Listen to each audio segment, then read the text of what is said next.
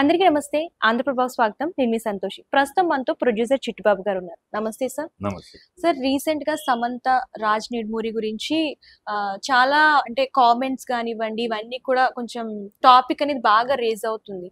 అంటే ఏంటి సార్ అంటే రీసెంట్ గానే రాజ్ నిడుమూరి వైఫ్ కూడా వాళ్ళని ట్యాగ్ చేస్తూ కొంచెం ఎమోషనల్ గా పోస్ట్ చేసినట్టు కూడా కనిపిస్తుంది. సో ఈ మధ్యన సోషల్ మీడియాలో ఎక్కువ సమంత ఆయనకు సంబంధించిన ఫోటోలే షేర్ చేస్తుంది. దీని గురించి మీరు ఏమంటారు?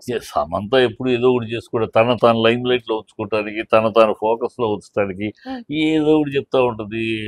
మొన్న నీళ్లు ఆపేస్తే సిది నీళ్లు ఆపేస్తే దాని గురించి ఏమి పేత బ్రెయిన్, నీకేం తెలుసు, దేశం ఏంటి, దేశ సమస్య ఏంటి, దేశంలో ఎందుకు ఈ చర్యలు తీసుకుంటుంది, నా శత్రు దేశానికి ఎలా బుద్ధి చెప్పాలంటే ఏమేమి రకంగా దౌత్య పరంగా, ఆర్థిక పరంగా ఎన్ని రకాలుగా వాళ్ళని బంధిస్తే, వాళ్ళ దిగ్బంధం చేస్తే వాళ్ళు దారికి వస్తారు. ఏం తెలుసు, వాళ్ళు మనుషులే కదా నిలుస్తారు. పిచ్చివాగుడు పేత బ్రెయిన్, మీ బతుకులు ఏంటో మీ బతకచ్చు కదా, దేశం గురించి ఇలాంటి పిచ్చివాగుడు అవుతా ఉంటుంది. ఎప్పటికెందుకు దాన్ని ఎప్పటికప్పుడు ఫోకస్ లో పెట్టుకుని అయిపోయింది కెరీర్. ఏదో చేస్తాను, ఏదో బతుకు, ఓకే, ఏదో ఒకటి చేసుకుని సక్సెస్ అవుతుంది. ఇప్పుడు మన ఏదో సక్సెస్ అయింది, సంతోషమే, ఓకే, ఆ బతుకు. అంతేగాని దానికోసం ఎంతసేపు లైఫ్ లైన్లో ఉండాలని ఏదేదో చెప్పుకుంటా ఉంటుంది. ఏదేదో లేదు, ఒకరోజు రోగం ఉంటుంది, ఒకరోజు ఇది అంటుంది, ఒకరోజు ఇంకోటి అంటుంది. ఏదో తను ఎప్పటికప్పుడు ఫోకస్ లో పెట్టడం కోసం అని ఆ యూట్యూబ్ని, మీడియా, సోషల్ మీడియాని వాడుకుంటా ఉంటుంది. దాని గురించి పెద్ద పట్టించుకుని దాని గురించి కూడా డిస్కస్ చేయాల్సిన అవసరం లేదు.